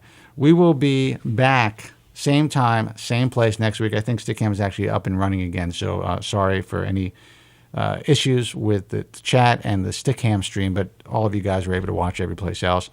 Let me give out the websites. TheBaldTruth.com, of course, for the show website. If you want to interact with other hair loss sufferers through our message forum, check out baldtruthtalk.com. Join the forum, ask your questions. If you're a woman and you know someone who's dealing with hair loss, listen, go over to womenshairlossproject.com. It's an incredible community, and they are really touching the lives of so many women with androgenetic alopecia and some other types of hair losses women are dealing with, or hair loss women are dealing with. Check out womenshairlossproject.com. And until next time, I want you all to be strong. God bless, and thank you so much for listening. Take care. Thank you very much. I'm sorry for any inconvenience you may have been put to prior to the program, and I'm glad you enjoyed it. And if you could now leave by the exits at the rear, that'd be splendid. Thank you. Good night.